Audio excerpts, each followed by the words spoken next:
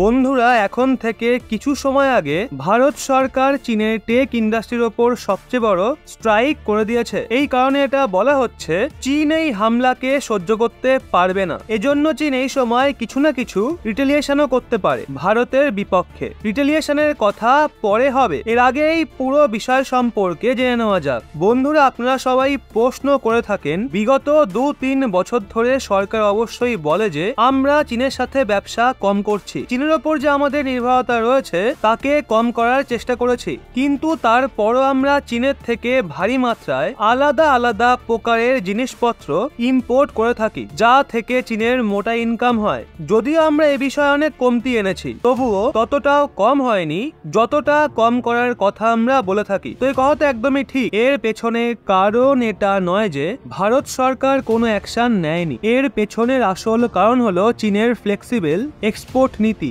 2020 সালে যখন আমরা সিদ্ধান্ত নিই যে চীনের ওপর আমাদের ডিপেন্ডেন্সি কম করব এবং তার থেকে যে ইম্পোর্ট করা হয় তাকে শেষ করে দেব, তো তারপর ভারত সরকার সেই সমস্ত প্রোডাক্টগুলোকে টার্গেট করা শুরু করে দেয় যেগুলো চীন ভারতে বিক্রি করত। এর মধ্যে সবচেয়ে বড় ছিল চাইনিজ স্মার্টফোন। এটা তো আমরা সবাই জানি। সেই সময় চীন থেকে স্মার্টফোন তৈরি হয়ে ভারতে আসতো, আর ভারতে সেগুলো চাইনিজ কোম্পানিগুলো বিক্রি করত, যা থেকে তাদের মাল্টি-বিলিয়ন ডলারের ইনকাম হতো। তারপর ভারত থেকে টাকা ইনকাম করে চীনের কোম্পানিগুলো তাদের দেশে নিয়ে যেত।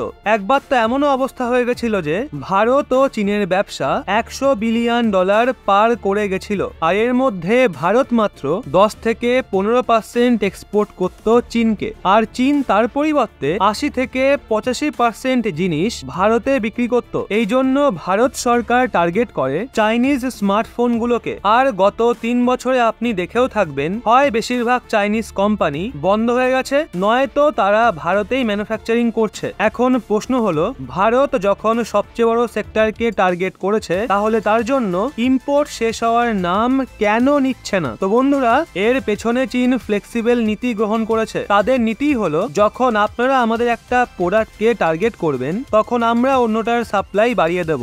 গত 3 বছরে ভারতে মেড ইন চায়না স্মার্টফোন বিক্রিতে অনেক কমতি এসছে, তো চীন ভারতে মেড ইন চায়না ল্যাপটপের সাপ্লাই বাড়িয়ে দিয়েছে। এছাড়াও ল্যাপটপের সঙ্গে জুড়ে থাকা যেই সব টেকনোলজি এবং যে স্পেয়ার পার্টসগুলো রয়েছে তাকেও ভারী মাত্রায় ভারতের মধ্যে এক্সপোর্ট করে মোটা ইনকাম করেছে চীন। এত বেশি পরিমাণ ইনকাম করেছে যে আজ 2023-এর মাঝামাঝি সময়েও চীন ভারতের মধ্যে প্রায় $20 বিলিয়ন অর্থাৎ 1,60,000 কোটি টাকার টেকনোলজি প্রোডাক্টের এক্সপোর্ট করছে। বন্ধুরা, আপনি এই ভুল ভাবনায় থাকবেন না যে এই ইম্পোর্ট ধীরে ধীরে কমছে, কিন্তু না, এটা ক্রমশ প্রত্যেক বছর 6% হারে বৃদ্ধি হয়েই চলেছে, অর্থাৎ এক্সপোর্ট ক্রমাগত বেড়েই চলেছে। এজন্য ভারত সরকারের এই বিষয়টা নজরে আসে, আর এখন ভারত সরকারের ওপরই সবচেয়ে বড় স্ট্রাইক করে দিয়েছে। কিছু সময় আগেই ভারত সরকার ঘোষণা করেছে ভারতের মধ্যে আজ থেকে যে মেড ইন চায়না ল্যাপটপ রয়েছে তার ইম্পোর্ট সম্পূর্ণভাবে বন্ধ করে দেওয়া হবে, রেস্ট্রিক্ট করে দেওয়া হবে। যদি কোনো কোম্পানিকে ভারতের মধ্যে ল্যাপটপ বিক্রি করতে হয়, তাহলে তাদের ভারতের মধ্যেই ম্যানুফ্যাকচার করতে হবে। যদিও ভারত সরকারের জানা রয়েছে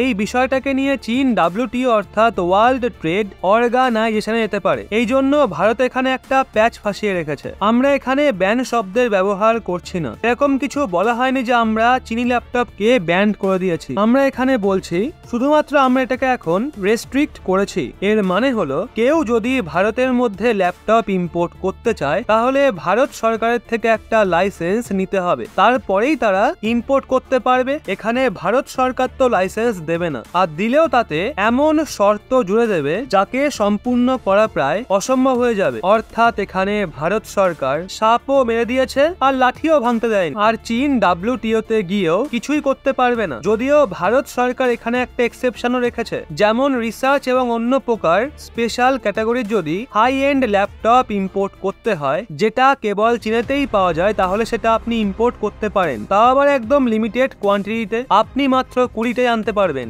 সেটাও আবার আপনি দ্বিতীয়বার মার্কেটে বিক্রি করতে পারবেন না। সেটা শুধুমাত্র ব্যবহার ব্যবহার করার জন্যই হবে। এছাড়াও ভারত সরকার কোম্পানিগুলোর ওপরও বিশেষ নজর রেখেছে। আমাদেরও জানা রয়েছে ম্যানুফ্যাকচারিং কোনো বাচ্চাদের খেলার জিনিস নয়। এমন নয় যে আপনি আজ বললেন আর কাল থেকেই ম্যানুফ্যাকচারিং শুরু হয়ে যাবে, এজন্য লম্বা প্রসেস লাগে। এই কারণে ভারত সরকার কোম্পানিকে এই ছাড় দেবে যে আপনাদের যদি ম্যানুফ্যাকচারিং এর জন্য চীনের থেকে কাঁচামাল ইম্পোর্ট করতে হয় বা কোনো স্পেয়ার পার্টস বা কোনো কম্পোনেন্ট আনতে হয় যেগুলো চীনেতে সস্তা দামে পাওয়া যায়, দ্রুত ম্যানুফ্যাকচারিং হয়, তাহলে সেই সব জিনিসকে প্রয়োজনের জন্য আপনি ইম্পোর্ট করতেই পারেন। এর ওপর সরকার কোনো রকম বাধা দেবে না। তো বন্ধুরা, আপনি এখন আমাদের কমেন্ট করে বলুন ভারত সরকারের এই অ্যাকশন নিয়ে আপনাদের কি মতামত, অবশ্যই জানান।